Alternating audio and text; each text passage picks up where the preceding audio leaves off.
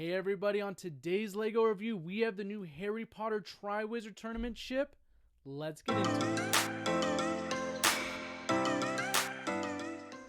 With set number 76440, this set has 1,229 pieces, comes with 5 minifigures, with a retail price of $139, comes in at 11 cents per piece. Taking a quick look back, the Triwizard Tournament sets have kind of been a thing. Every year or so, LEGO does come out with some sets. The only thing I wish is that they would take a page out of the Star Wars books and make it an event, maybe like the 20th anniversary, the 10th anniversary, whatever the year is, come out with some sets that the anniversary of the movie came out. That way it makes it a little bit bigger of a deal, makes the set a little bit more desirable, rather than just kind of sprinkling a set here and there. It sometimes doesn't really make any sense, but overall, the Triwizard Tournament sets have been decently popular. Quickly getting into some of the box art, there's not really much to complain about here. It looks really good. There's plenty of options on the back and the front.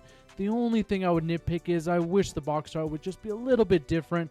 Harry, Hermione, and Ron, sure, it's a classic look, but I wish LEGO would be a little bit more innovative here.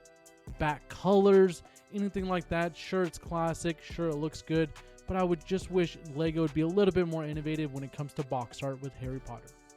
After you rip open the box, you're going to find yourself 10 bags, a sticker sheet, instruction manual, an awesome envelope with the sails in here so they do not get folded up. As you can see here, the sails look so good. I love the print on them. I love the extra detail that LEGO went here. Once you get into the instructions, you're not really going to find too much information. There's no designer information, no history of the set, no photos from the movie, anything like that, which is what it is. But I've been using the digital option lately. It saves me tons of room on the desk. So with these instructions, go and just toss them back in the box. There are 5 minifigures in this set, and they're all one of one, which I do love. I definitely wish LEGO would have added 1 or 2 extra minifigures for this set, but it's okay. Let's get into it. First up, we have Victor Crumb, and LEGO decided to put a neck piece that looks like his hood. It goes all the way down his torso, down to his legs. I kind of like that innovation that LEGO did there because I kind of haven't really seen that before. He does have 2 faces, one regular face and then one that looks like his actual normal face, which is the angry one. Next up, we have Igor Karkaroff. He hasn't been made in 20 years. I'm so happy that LEGO decided to bring him back. He's just missing that big Russian kind of looking hat on top of his head that kind of gives him that mysterious look when he walks into Hogwarts for the first time. But I do love that he has dual-legged prints. I like that LEGO took that extra mile with this character, just missing that beanie, that's all. After Igor, we have Madame Maxim. The thing about her that I do like that they did is they made her legs long. Normally she comes in a one-piece leg, like for dresses and things like that, but they actually made legs for her, and they made them long legs, so she's taller than all of the other minifigures in this set. They did give her 2 faces, one smiling, one just stern, which you would just keep it on the stern look because that's who she is. After Madame, we have Fleur Delacour. Now the thing about her I love is the dual-legged prints. Now Star Wars department seems to be allergic to this, but Harry Potter, they've already done it twice in this entire set, so I love that. She has a sideways hat, which makes her look really cool.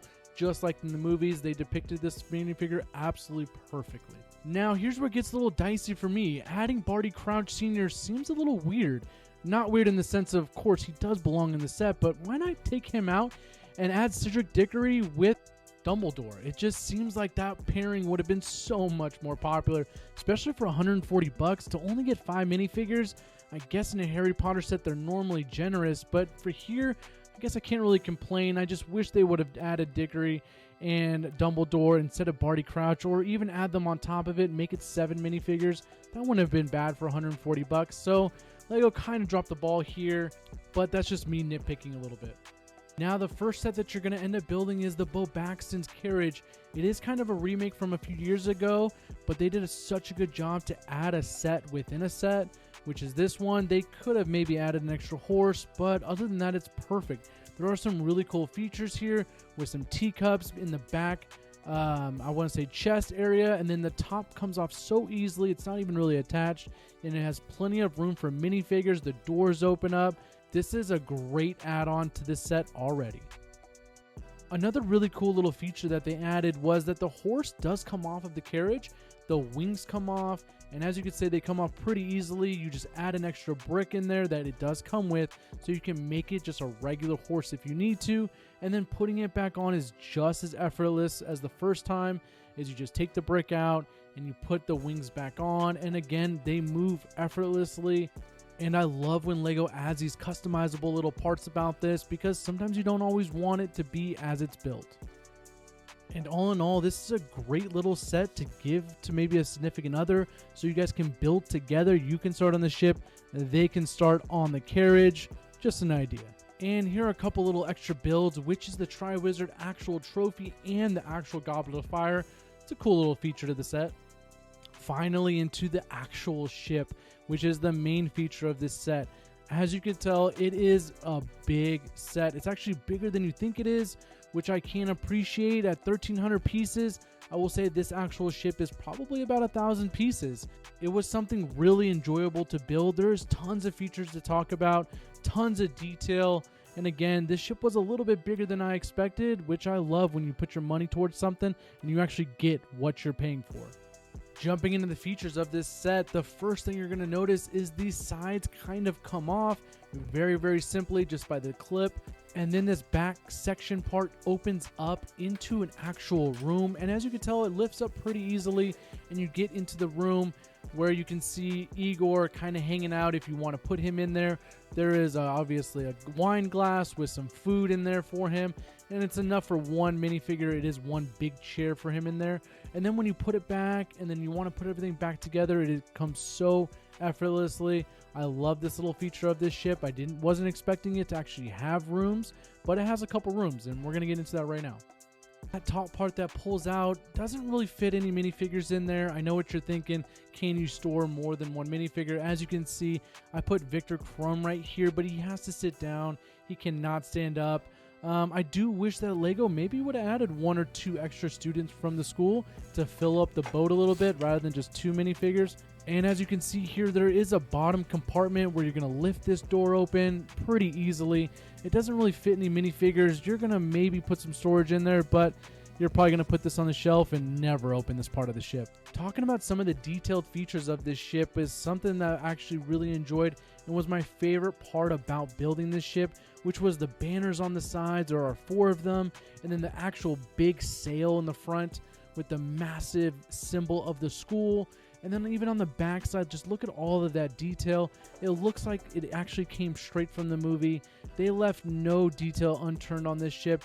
Yeah, there were a lot of stickers involved, but I mean, that's what gave it some detail. I didn't really mind it. Kind of towards the end, it did get a little tedious, but it wasn't that big of a deal. And on the front of the ship, you see the face, which gives it just that little extra detail to the ship. Overall, the build of this ship, and then you get the carriage, and then the little extra Triwizard trophy and the Goblet of Fire, with just a couple little extra features. And you can tell that Lego didn't leave any details out of this set. I mean, it has everything that you need, other than maybe getting rid of Barty and adding Dumbledore or Cedric. Other than that, that's just me being nitpicky. But I do love this set. And overall, it's just so good. And now we're going to get into some of the scoring aspects. We're going to grade this one on experience, display, minifigures, and of course, price per piece. For experience, I'm going to be talking about the overall, was it a fun build? And this is the absolute 10 out of 10. They broke it down perfectly. It never felt the same the entire time. It actually was pieced together as far as instruction wise, exactly the way you need it to, from top to bottom. I love this. They didn't spread out the minifigures too far apart where the minifigure, you don't get the best ones to the very end. Overall, this is a 10 out of 10 experience, and I'm definitely taking this one apart one day and rebuilding it. Now, when it comes to display, this is another 10 out of 10. It's a little bit taller than you think it's going to be. It's actually about as tall as the owl. So if you have the owl set, you know what I'm talking about. As you can see, I put it in my cabinet here, and it barely even squeezed in there. But overall, it looks so nice. 10 out of 10. No matter what, it's going to be a set that you put on display and not just in the closet. When it comes to minifigures, I'm definitely a stickler when it comes to this, because I think that what you pay for, you should get, and it includes minifigures. I don't think you should get shorted in minifigures whatsoever. This set honestly is a 9 out of 10 with minifigures, maybe even an 8, and the only reason why is just because of Barty. He does make sense in this set, I'm not saying that, but they could have added Cedric or Dumbledore, or even better, just 2 more minifigures from one of the other schools, just to add a little bit more, you know, army effect to it.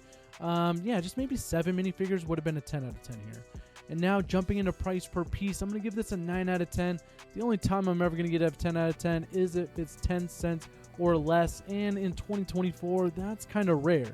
But for Harry Potter, I'm so happy that they did not price gouge us on this one, so 9 out of 10 is a pretty good job. I'm going to give this one an overall score of 10 out of 10. I know what you're thinking, how is that possible?